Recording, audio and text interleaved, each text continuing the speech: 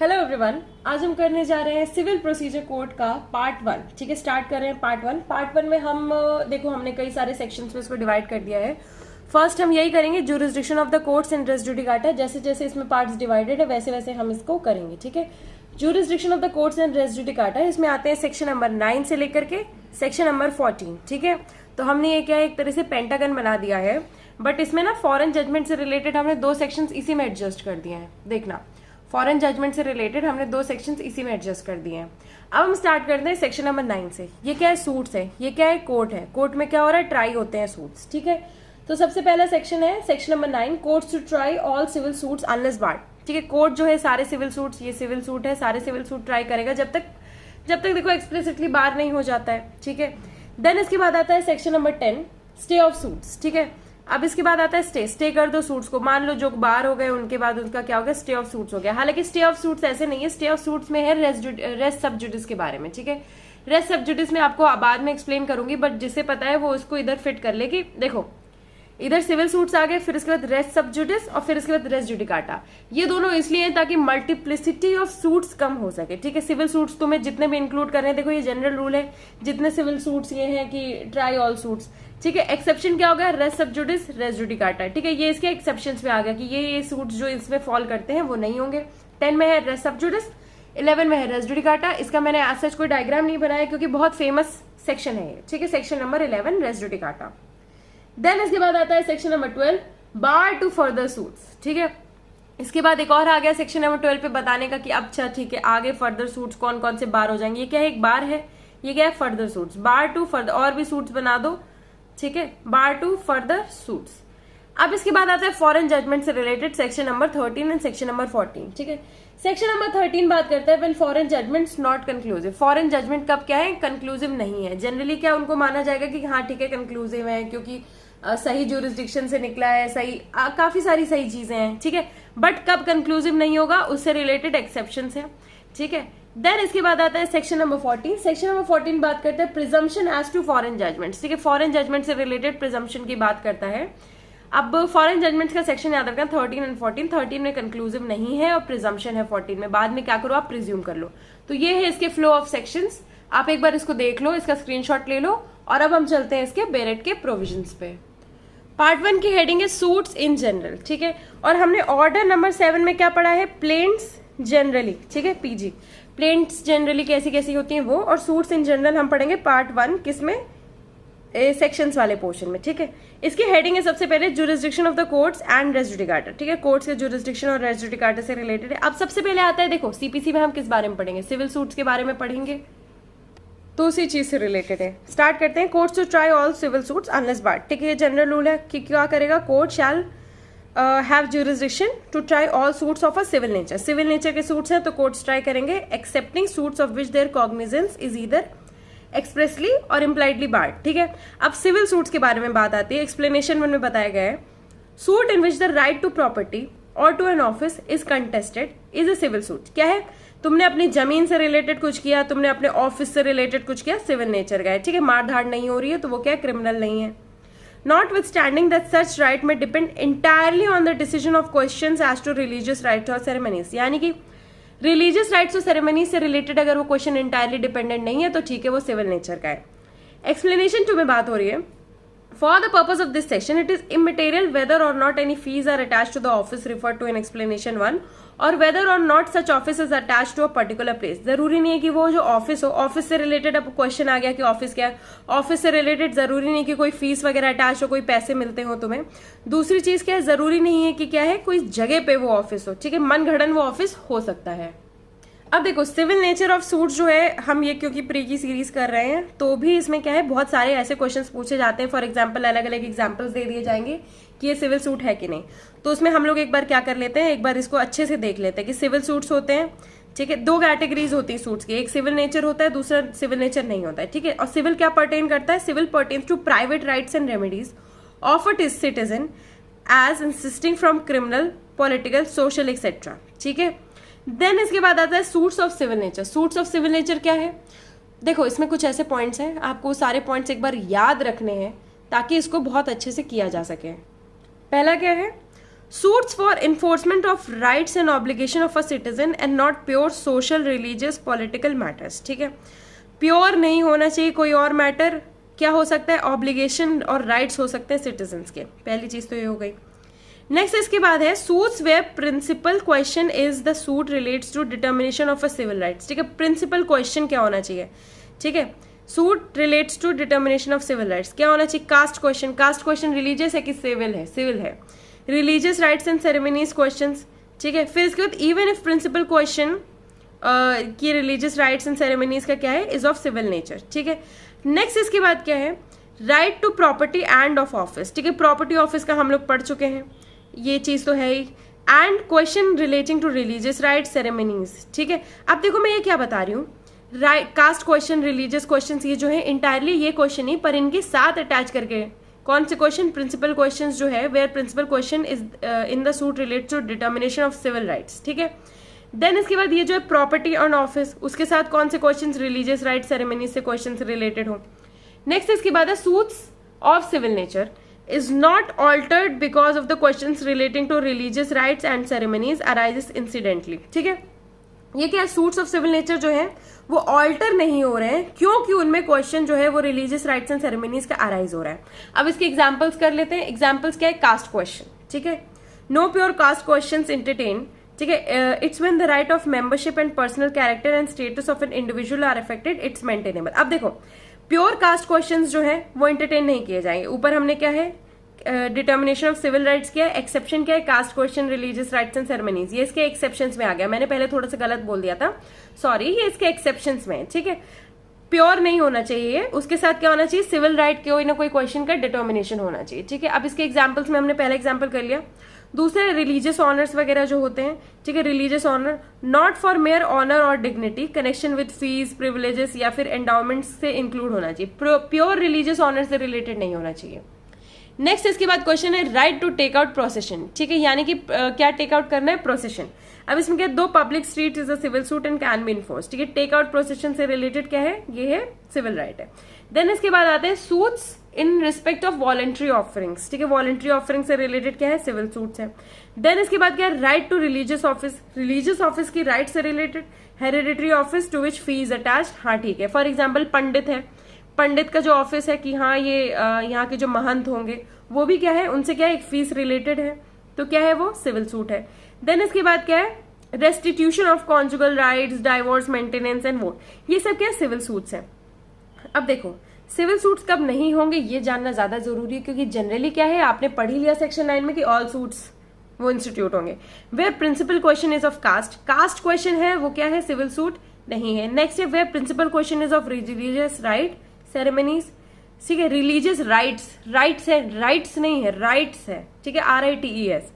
Then है where principal question pertains to dignity and honour, ठीक है, प्रिंसिपल क्वेश्चन क्या पर्टेन करता है, डिग्निटी एंड ऑनर।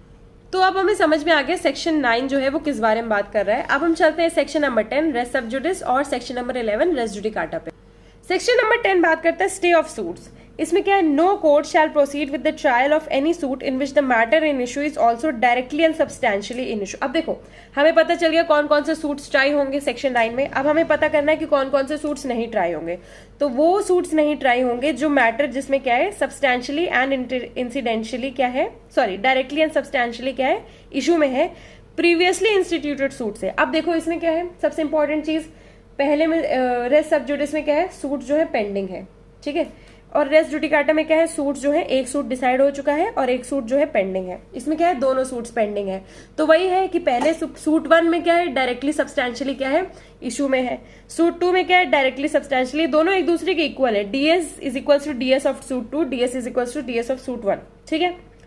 अब दूसरी चीज क्या इक्वल्स है, सेम पार्टीज। अरे तैया A और B के बीच में सूट्स है, इधर B और B के बीच में सूट्स है, ठीक है।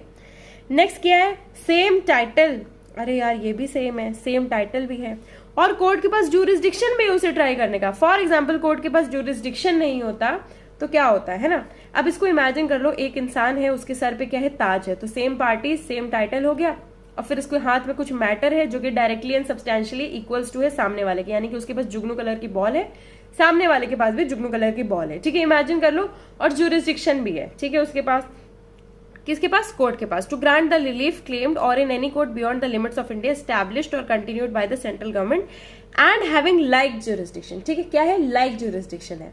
नेक्स्ट इसके बाद क्या explanation? The pendency of a suit in a foreign court does not preclude the courts from trying a suit founded on the same cause of action. ठीक है, फॉरेन कोर्ट्स में नहीं लगता है। अब देखो सेक्शन 10 का ऑब्जेक्ट क्या है? ऑब्जेक्ट ये है कि the object of section 10 is to prevent to courts, दो कोर्ट्स जो आसपास क्या कर रहे हैं? सिमिलर चीज ट्राई कर रहे हैं, फ्रॉम ट्राइंग पैरेलल सूट्स। ठीक है, क्या है कि पैरेलल सूट जो है वो ट्राई ना हो। ये पैरेलल साइन है ना पैरेलल का, पैरेलल सूट जो है वो ट्राई ना हो। बस इतना हो गया। नेक्स्ट इसके बाद आता है रेस जुडिकाटा। तो सेक्शन पे रेस जुडिकाटा बात करता है no court shall try any suit or issue in which the matter directly and substantially in issue has been directly and substantially in issue in former suit. यानी कि एक पुराना suit था, उस पे वो क्या था? मैटर डीएस जो था सिमिलर था, between the same party same title competent court के अंडर, यानी कि जुरिस्डिक्शन उसका सेम है। ठीक है, और पहला जो केस है वो क्या है? Heard and finally decided. ठीक है, हर्ड है फाइनली डिसाइडेड है, तो उसी से कॉपी पेस्ट कर लो, तुम्हें फिर से अपना जुडिशियल माइंड निकालने की क्या जरूरत है। नेक्स्ट इसके बाद आता है explanation 1। The expression former suit shall denote a suit which has been decided prior to the suit in question whether or not it were instituted prior thereto. तो हमें इधर किसके बारे में पता चल गया? फॉर्मर सूट के बारे में। ठीक है, एक स्टोरी बनाते जाओ पुराना। ठीक है, पुराना के बारे में हमें किस में पता चल रहा है? एक्सप्लेनेशन 1 पे पता चल रहा है। नेक्स्ट इसके बाद आते हैं हम लोग किस पे? एक्सप्लेनेशन 2 पे।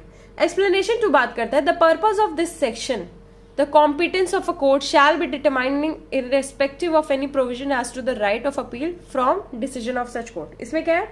देखो पर्पज इस सेक्शन का क्या है कि competence of a court shall be determine irrespective of any provisions as to a right of appeal from the decision of such court. यानी कि उस कोर्ट से राइट ऑफ अपील निकलती है कि नहीं, उससे उस कोर्ट की कॉम्पिटेंस पता चलेगी। ठीक है, तो पुराना और कोर्ट के बारे में हमें किस में पता चल गया? एक्सप्लेनेशन 2 में। ठीक है, नेक्स्ट इसके बाद आता है एक्सप्लेनेशन 3। एक्सप्लेनेशन 3 में है the matter above referred to must in the former suit has been alleged by one party and either denied और एडमिटेड एक्सप्रेसली और इम्प्लाइडली बाय अदर। समझ में आ गया कि पुराने टाइम में एक कोई कोर्ट था, उसमें 2 लोग गए थे। इसमें किसके बारे में बात हो रही है? पार्टीज के बारे में। ठीक है, तो पुराना कोर्ट और फिर पार्टी के बारे में थर्ड में। नेक्स्ट इसके बाद आता है एक्सप्लेनेशन 4। इसको बहुत इंपॉर्टेंट है, ये अच्छे से करिएगा। इसमें है any matter which might and ought to have been made. ठीक है, कोई भी मैटर जो might and ought to have been made ground of defence और attack in such former suit shall be deemed to have been a matter directly and substantially in issue in such suit. ठीक है, अब देखो जरूरी नहीं है कि तुमने क्या किया, उठाया वो मैटर। Any matter which might and ought to have been ground of defence और अटैक। ठीक है, डिफेंस जो था, जो अटैक था, मैंने ये लिया, तुमने बोला मैंने ये नहीं लिया, क्या हो गया? एक ने अटैक किया कि तुमने ये लिया, उसने बोला मैंने ये नहीं लिया, अटैक हो गया, डिफेंस हो गई। ये दोनों चीजें यानी कि उसने वो नहीं लिया, ये चीज सिद्ध हो गई ना। In such former suit shall be deemed to have been a matter directly and substantially in issue in such suit. ठीक है, हमें ये पता चल गया कि matter directly and substantially issue किसमें क्या है। अब देखो सेक्शन नंबर एक्सप्लेनेशन 4 को हम क्या बोलेंगे? Constructive res judicata. Constructive res judicata क्या होता है? Matter is constructively in issue when the matter might or ought to have been attack or defence in former suit. ठीक है, अटैक डिफेंस के बारे में जो बता रहे हैं वो क्या करे? कंस्ट्रक्ट करे किसी चीज को, तो वो कंस्ट्रक्टिवली इन इशू के बारे में बता रहे हैं। नेक्स्ट इसके बाद आता है सेक्शन नंबर 5। ठीक है, सेक्शन नंबर 3 में भी हमने किस बारे में बात की है? सेक्शन नंबर 3 में हमने बात की है, सॉरी एक्सप्लेनेशन 3 में बात की है matter directly and substantially in issue के बारे में हमने बात की और पार्टीज के बारे में बात की। ठीक है, नेक्स्ट इसके बाद हमने कंस्ट्रक्टिव रेस जुडिकाटा के बारे में बात की। एक्सप्लेनेशन 4 याद रखना। उसके बाद एक्सप्लेनेशन 5 में आते हैं any relief claimed in the plaint which is not expressly, क्या है? एक्सप्रेसली दी नहीं गई है वो रिलीफ। ठीक है, by the decree shall for the purpose of this section be deemed to have been refuse. ठीक है, तुमने रिफ्यूज कर दी, हमने मांगा था, तुमने रिफ्यूज कर दिया और इसके बाद उसको क्या किया? ग्रांट नहीं किया गया, तो उसको एक्सप्लिसिटली रिफ्यूजल माना जाएगा, तो उसको भी क्या है? इशू में ले लिया जाएगा। ये वाला एक्सप्लेनेशन भी बहुत इंपॉर्टेंट है। ठीक है, कि जो चीज तुम्हें दी नहीं गई है और तुमने मांगी थी, मतलब मना कर दी गई एक्सप्लिसिटली। ये नहीं कि तुम नया सूट कर लो। ठीक है, तो 5th में मांगा पर मिला नहीं। ठीक है, याद रखना, ये 5th वाला पूछा गया है कुछ एग्जाम्स में, आगे भी पूछा जा सकता है। 6th वाला भी इंपॉर्टेंट है, 6th वाला भी पूछा गया है। Where persons litigate bona fide in respect of a public right or of a private life. private right claimed in common for themselves and others, all person interested in such right shall for the purpose of this section be deemed to claim under the person so litigating. Representative suits के बारे में बात की है कि तुमने कोई representative suit किया, उसमें जो पार्टीज थी वो भी पार्टीज होंगी, ठीक है, पार्टीज होंगी वो, common for themself and other, जिसके लिए भी माना गया वो सेम पार्टीज माना जाएगा उसको, तो ठीक है। रिप्रेजेंटेटिव सूट्स हमने कहाँ पढ़ा है, ऑर्डर 1 रूल 8 में, इधर हम कहाँ पढ़ रहे हैं, सेक्शन 11 और एक्सप्लेनेशन 6 में, ठीक है। इधर 6 है उधर 8 है, हम लोग मिस कर सकते हैं क्योंकि दोनों इवन नंबर से, पर याद रखना पहले वाले में छोटा है दूसरे वाले में बड़ा है, दूसरा वाला यानी कि ऑर्डर बाद में आता है ना, इसलिए उसको दूसरा बोला गया है। नेक्स्ट इसके बाद आता है explanation 6, where persons litigate bona fide in respect of explanation 7 आता है, the provisions of this section shall apply to a proceeding for the execution of a decree and reference in this section to any suit issue or former suit shall be construed as reference, ठीक है, reference के हिसाब से लिया जाएगा respectively to a proceeding for the execution of the decree, question arising in such proceeding and a formal proceeding for the execution of that decree। explanation 11 हो गया हमारा, कहाँ कहाँ अप्लाई करेगा, एज अ रेफरेंस। नेक्स्ट इसके बाद है explanation 8, explanation 8 भी इंपॉर्टेंट है। एक्सप्लेनेशन 8 में है an issue heard and finally decided by a court of limited jurisdiction competent to decide such issue shall operate as res judicata in a subsequent suit, यानी कि limited jurisdiction था जिसके पास और उसने क्या किया, हर्ड और फाइनली डिसाइडेड, यानी कि कोर्ट को क्या केस को क्या करते हैं, डन डील, ठीक है। Notwithstanding that such court of limited jurisdiction was not competent to try such subsequent suit or the suit in which such case has been subsequently raised, ठीक है। अब देखो उसको as a res judicata imply किया जाएगा, यानी कि तुम अब फिर से केस नहीं कर सकते। अब इसमें नॉट विथ स्टैंडिंग क्या लिखा है, बताया गया है कि that court of limited jurisdiction की तुम्हारे पास कुछ लिमिट्स थी, ठीक है, और तुम क्या कॉम्पिटेंट नहीं थे ट्राई करने के, सब्सिक्वेंट सूट ट्राई करने के कॉम्पिटेंट नहीं थे, बट वो सूट ट्राई करने के कॉम्पिटेंट थे जो कि सिमिलर है, तो ठीक है उसको रेस जुडिकाटा की तरह लिया जाएगा, ठीक है। एक्सप्लेनेशन 8 हमारा इस हिसाब से एक्सप्लेनेशन 8 हो गया। नेक्स्ट इसके बाद आता है section number 12, bar to further suits. अब इसमें क्या है, where a plaintiff is precluded by rules from instituting a further suit in respect of any particular case, plaintiff को क्या प्रिक्लूड कर दिया गया है कि तुम फर्दर सूट नहीं करोगे पर्टिकुलर कॉज ऑफ एक्शन की वजह से। He shall not be entitled to institute a suit in respect of such cause of action in any court to which this code applies, ठीक है। अब इसमें क्या है, बार टू फर्दर सूट्स, ये एक बार इस शीट में कर लेते हैं, बार टू फर्दर सूट्स क्यों, क्योंकि कॉज ऑफ एक्शन जो है मना कर दिया गया, ठीक है। अब इसके बाद आते हैं हम लोग सेक्शन नंबर 13 एंड 14 जो कि बात करता है फॉरेन जजमेंट से रिलेटेड। सेक्शन नंबर 13 बोलता है when foreign judgments not conclusive. अब देखो जनरली क्या है, foreign judgment shall be conclusive, ठीक है, जहां पे क्या है, matter thereby directly adjudicated upon between the same parties or between parties under whom they or any of them claim litigating under the same title. Exception क्या है इसका, पहला तो क्या है कंक्लूसिव है, पर कंक्लूसिव कब नहीं है, पहला तो क्या है जहां पे कॉम्पिटेंट ज्यूरिसडिक्शन ही नहीं था, तुम काबिल ही नहीं थे। नेक्स्ट इसके बाद क्या है, merits of the case, merit तुमने मेरिट्स के अकॉर्डिंग मेरिट्स में डिसाइड ही नहीं किया केस।